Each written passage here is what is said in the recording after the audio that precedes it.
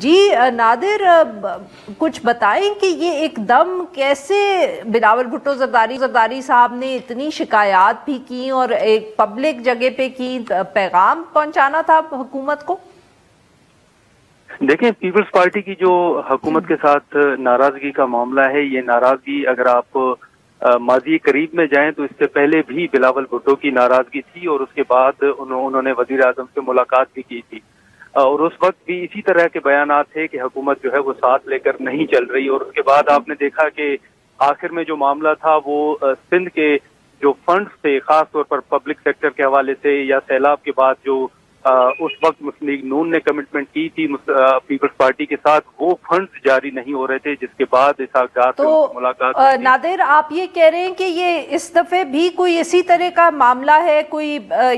Funds کا، کوئی fund release کرنے کا؟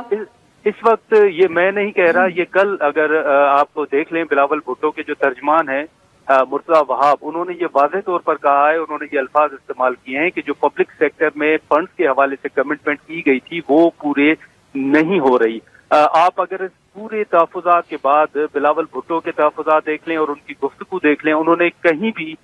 وی پی این کا تو چلیں ذکر کیا ہے، لیکن حال ہی میں جو سروسز چیف کی مدت میں توسیع ہوئی، جو ججز کی تعداد میں اضافہ ہوا، جو 26 آئینی ترمیم ہوئی،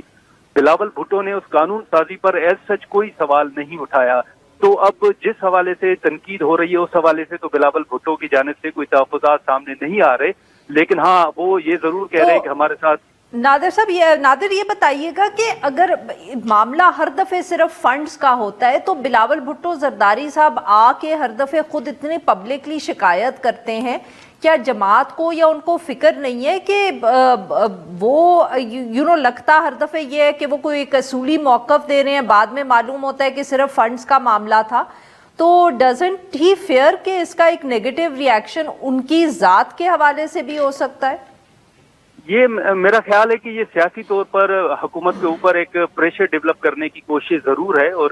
آپ دیکھیں کہ بلاول بھٹو نے جس وقت یہ تحفظات کا اظہار کیا ہے تو فوری طور پر وزیر اعظم نے اس بات کا نوٹس بھی لیا ہے، اور اسحاق ڈار کو یہ ٹاسک بھی دیا گیا ہے کہ وہ پیپلز پارٹی سے رابطہ کریں۔ اور حال ہی میں ابھی ان تحفظات کے بعد اسحاق ڈار کی جانب سے نوید قمر اور سینیٹر شیری رحمان کے ساتھ رابطہ بھی کیا گیا ہے، اور پیپلز پارٹی کے مطابق اسحاق ڈار نے بلاول بھٹو سے رابطہ کرنے کی کوشش کی ہے لیکن ان سے رابطہ نہیں ہو سکا۔ تو جو پیپلز پارٹی سے رابطہ ہوا ہے، اور پیپلز پارٹی کے مطابق اس میں دو ٹوک الفاظ میں اسحاق ڈار کو یہ واضح طور پر کہا گیا ہے کہ حکومت کے لیے یہ بہتر ہوگا کہ وہ بلاول بھٹو کے تحفظات دور کریں۔ اس حوالے سے یہ بھی بتایا گیا ہے کہ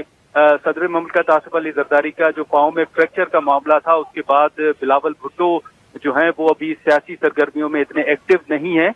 لیکن ان سے رابطہ کرنے کی کوشش کی گئی ہے، لیکن ان سے بات چیت اسحاق ڈار کی نہیں ہو سکی۔ تو جو دو رہنماؤں کے ساتھ گفتگو ہوئی ہے انہوں نے بلاول بھٹو کے تحفظات سے آگاہ کر دیا ہے۔